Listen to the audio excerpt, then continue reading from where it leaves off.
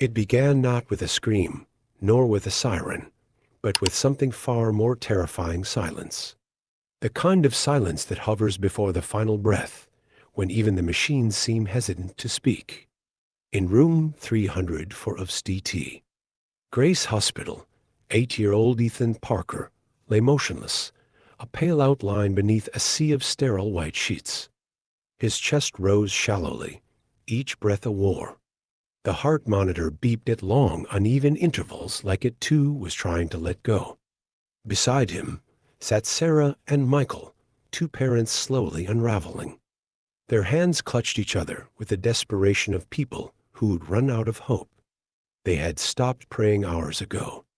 Now they simply watched, helpless, eyes red, faces hollow, but they weren't the only ones who refused to leave. At the edge of Ethan's hospital bed lay Charlie, a golden retriever with eyes that had seen more than most humans ever would.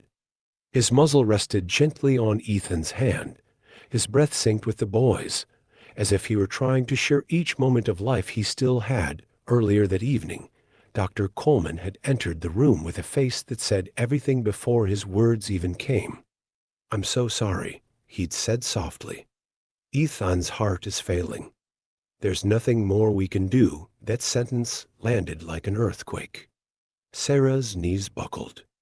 Michael clenched his fists, trying not to scream. His muzzle rested gently on Ethan's hand. His breath synced with the boy's, as if he were trying to share each moment of life he still had. Earlier that evening, Dr. Coleman had entered the room with a face that said everything before his words even came. "I'm so sorry," he'd said softly.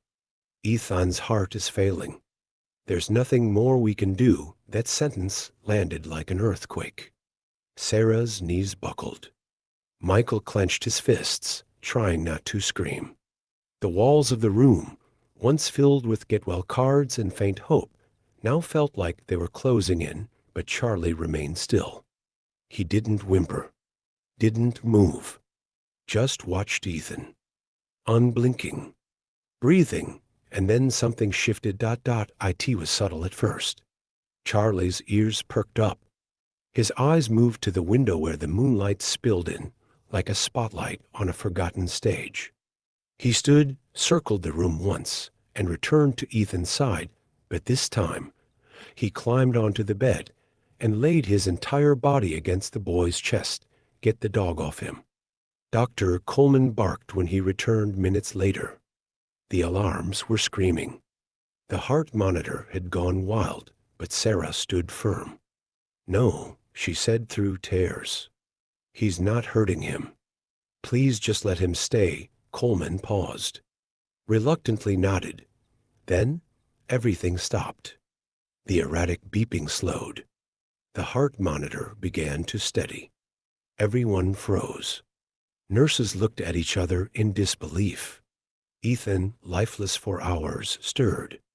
His fingers twitched.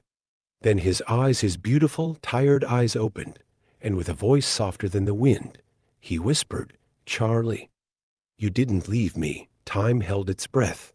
Sarah collapsed into sobs. Michael grabbed his son's hand like it was the only solid thing in the world. Dr. Coleman stepped back, speechless, staring at the monitor like it was broken. But it wasn't. Charlie blinked once, his body still pressed against Ethan's.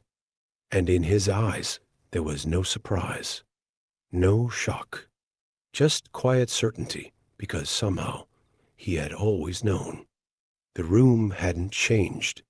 Same sterile walls, same soft hum of machines. Yet everything felt different. Ethan was awake, fragile, but breathing on his own. Still hooked to wires and IVs, but alive. The doctors called it a temporary stabilization. Sarah called it a miracle. Charlie hadn't moved. After laying against Ethan through the night, he now rested on the floor, his body limp, but his eyes fixed on the boy as if guarding him from something no one else could see. Michael watched the dog closely, a knot forming in his chest. The retriever, once full of energy, now seemed diminished, like something vital had left him. "Doctor, Coleman returned, clipboard in hand, his tone carefully measured. The tests don't explain any of this. There's no medical reason he should have bounced back like this. We'll monitor closely, but he trailed off, staring at Charlie with an expression somewhere between doubt and wonder. There's something about that dog. Sarah nodded silently, her fingers stroking Charlie's fur. He never left him. Not even for a second. Michael stood by the window, deep in thought. His father had once told him stories, old folk tales about dogs who gave more than love, about animals who, in moments of deep human suffering, poured some invisible essence into those they loved. He never believed it. Until now. Do you think, he began slowly, turning toward Sarah, that he gave Ethan something? Not just comfort, but something deeper?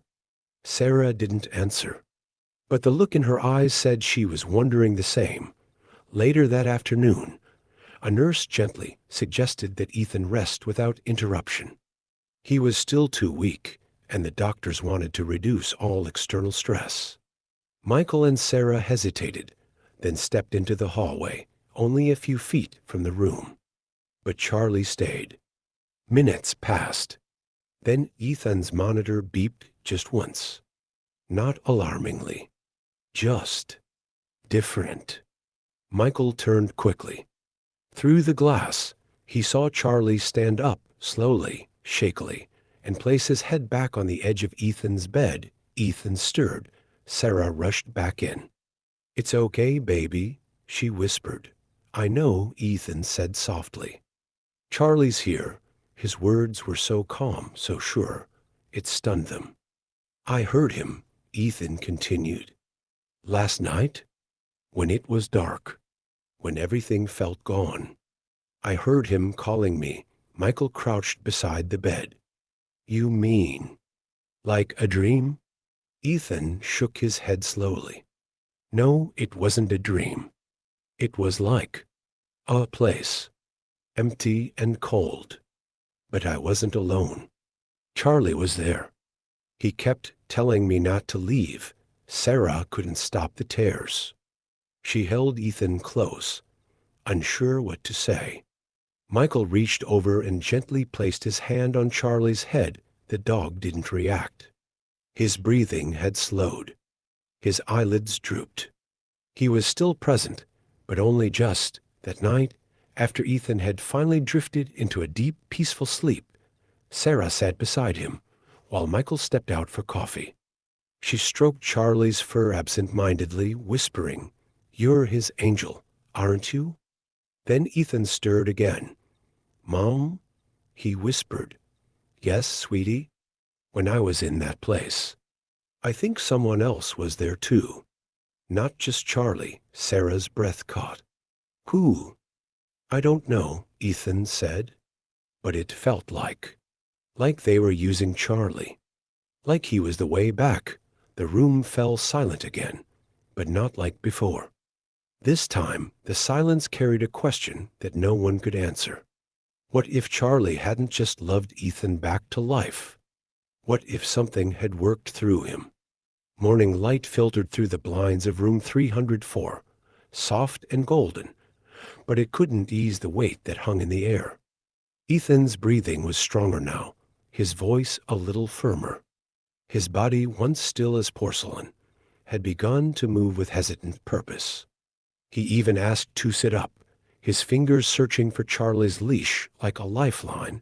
But Charlie, he was fading. The dog hadn't eaten, had barely moved. His once glossy coat looked duller, his head heavy on the cold tile floor. His eyes still followed Ethan's every breath, but the energy behind them was dimming, like a candle losing its final warmth. Michael noticed it first. The way Charlie didn't react when his name was called. The way he ignored the footsteps in the hallway or the metallic rattle of a nurse's cart. Sounds that once made him lift his head now passed without a flicker. The change was slow but undeniable. He wasn't just tired. He was giving something away.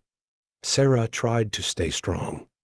She sat at Ethan's bedside, her hand gently resting on Charlie's golden fur, stroking it in steady motions as if to keep him anchored. But her heart was breaking. Every breath Ethan gained seemed to cost the dog something he couldn't get back.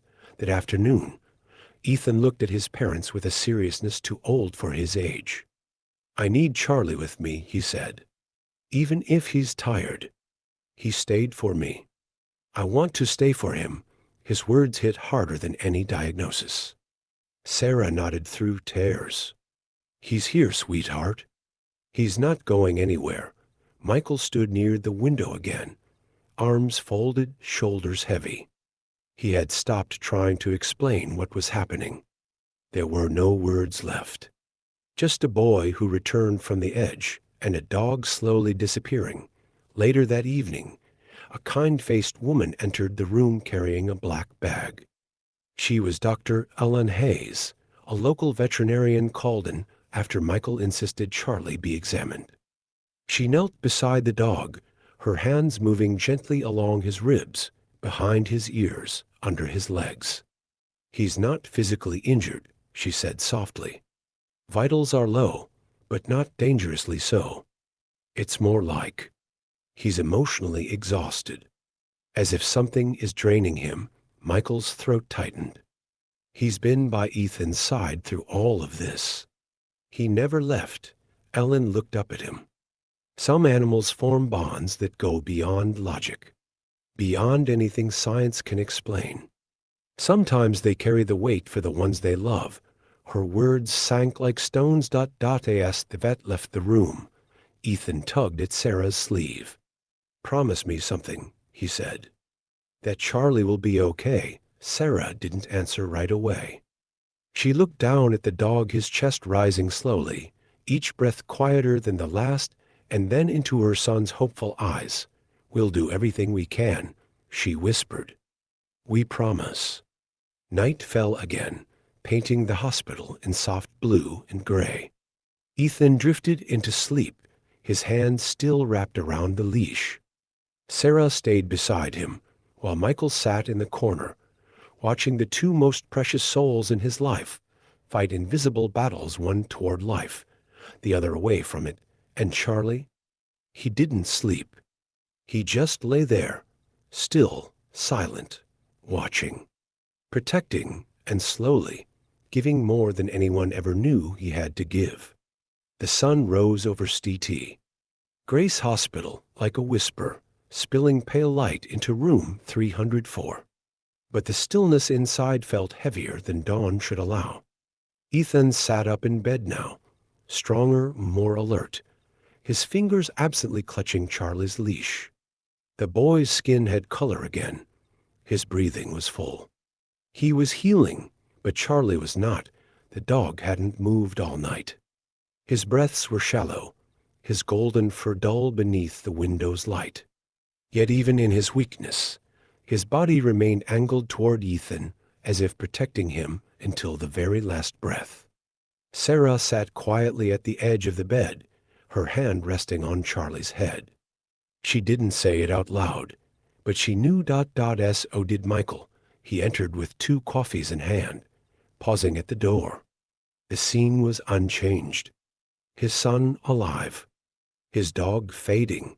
He's still not responding. He asked. Sarah shook her head.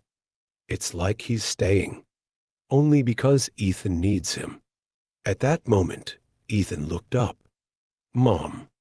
Dad. We have to help him." Michael crouched beside his son, his voice soft. "We're trying, buddy. We brought a vet. We've been watching him." "No," Ethan whispered. "Help him the way he helped me." Michael blinked, confused. But Ethan wasn't finished. "He gave something to me. I don't know how, but I felt it. When I was gone, I wasn't scared, because Charlie was there. He walked with me. He showed me the way back." Sarah broke down. She turned her face away, wiping her tears. Michael placed a hand on Charlie's shoulder. "You gave everything, didn't you?" He murmured. "You carried him back to us that night, The hospital grew quiet again. Nurses moved softly, lights dimmed, machines hummed their steady rhythm. Ethan was stable, his vitals strong, but by the bed, Charlie's breathing slowed further. Michael stayed up, watching him. At one point, the dog opened his eyes just for a second and looked directly into Michael's. There was no fear in them, only peace, acceptance. A goodbye without words. The next morning, when the sun returned and filled the room with warmth, Ethan woke with a smile. He reached down to Charlie, but the dog didn't lift his head. Sarah rushed over, placing her hand on his fur. Still warm, but still, Michael stepped forward slowly, wrapping his arms around both of them. "He's gone," Sarah whispered. He waited until Ethan was safe. Ethan didn't cry. He simply nodded. He knew I'd be okay. They stayed there in silence, holding each other, letting the moment pass like a sacred breath. Later, Dr. Coleman entered, flipping through test results, still speechless. "Ethan's recovering faster than we can explain," he said. "There's no logical reason. But whatever happened in here, it changed everything." Michael didn't reply because he already knew. That afternoon, Ethan asked to go outside. With help, he walked slowly to the garden. He stopped beneath a tree and pointed to the grass. "He's here," he said. Sarah followed his gaze. "You mean Charlie?" Ethan smiled. "He's okay now. He said he'll always be with us, back inside." Ethan drew in silence. When he was done, he showed them a picture Charlie, beside a glowing light, watching over their family. "He wants us to be happy," Ethan said, and from that moment on, they tried. They helped other animals. They shared Charlie's story. They turned their pain into purpose. And though Charlie was gone, he remained in every quiet act of love, every step Ethan took, because some goodbyes don't end something. They begin something greater. If this story touched your heart, don't forget to subscribe for more powerful, true-to-life tales of love, loyalty, and the unseen bonds that shape us.